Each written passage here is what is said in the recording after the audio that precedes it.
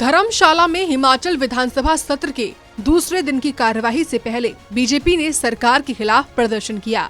ये प्रदर्शन जुड़ा था बीते दिनों मुख्यमंत्री के कार्यक्रम की एक घटना से, जिसमें शिमला के एक गांव में कार्यक्रम के दौरान मुख्यमंत्री को जंगली मुर्गा परोसने की बात सामने आई थी।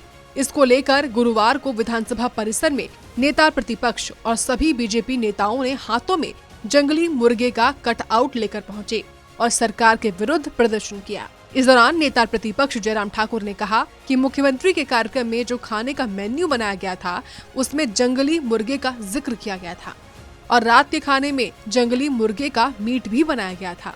जंगली मुर्गे को मारना अपराध है और मुख्यमंत्री के कार्यक्रम में इस तरह का काम दुर्भाग्यपूर्ण है। और जो मेन्यू बनाया गया उसमें अलग अलग आइटम्स का जिक्र हुआ कि नंबर 1 पर ये होगा, नंबर 2 पर ये होगा, वो बीच में 12 नंबर पर जंगली मुर्गा भी होगा। 12 नंबर पर जो है जंगली मुर्गे का भी जिक्र आया।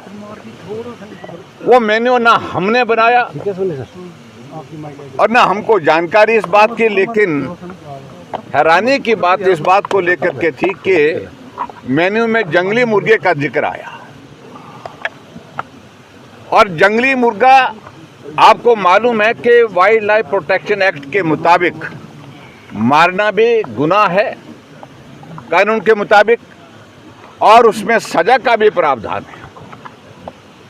हम एक बात कहते हैं कि कानून के मुताबिक मुख्यमंत्री के लिए इस प्रकार का आयोजन करना जंगली मुर्गे का, ये जो है ये मैं समझता हूँ दुर्भाग्यपूर्ण है।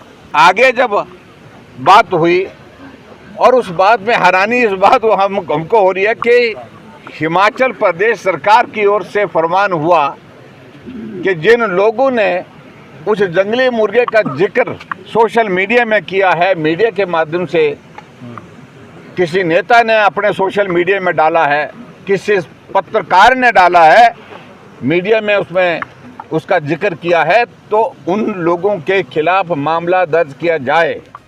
इस प्रदर्शन में सभी बीजेपी नेताओं ने सरकार के खिलाफ हमला बोला।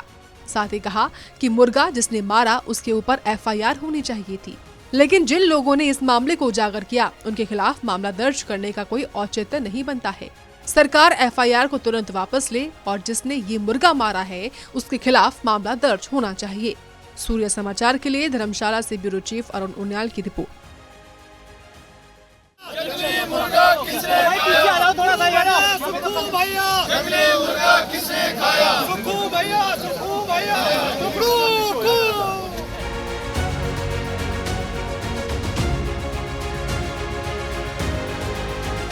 धर्मशाला में हिमाचल विधानसभा सत्र के दूसरे दिन की कार्यवाही से पहले बीजेपी ने सरकार के खिलाफ प्रदर्शन किया। ये प्रदर्शन जुड़ा था बीते दिनों मुख्यमंत्री के कार्यक्रम की एक घटना से, जिसमें शिमला के एक गांव में कार्यक्रम के दौरान मुख्यमंत्री को जंगली मुर्गा परोसने की बात सामने आई थी। इसको लेकर गुरुवार को विधानसभा परिसर में नेता प्रतिपक्ष और सभी बीजेपी नेताओं ने हाथों में जंगली मुर्गे का कटआउट लेकर पहुंचे और सरकार के विरुद्ध प्रदर्शन किया। इस दौरान नेता प्रतिपक्ष जयराम ठाकुर ने कहा कि मुख्यमंत्री के कार्यक्रम में जो खाने का मेन्यू बनाया गया था उसमें जंगली मुर्गे का जिक्र किया गया था और रात के खाने में जंगली मुर्गे का मीट भी बनाया गया था।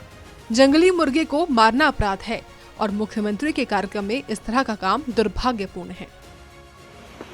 और जो मेन्यू बनाया गया उसमें अलग अलग आइटम्स का जिक्र हुआ कि नंबर 1 पर ये होगा, नंबर 2 पर ये होगा, वो बीच में 12 नंबर पर जंगली मुर्गा भी होगा।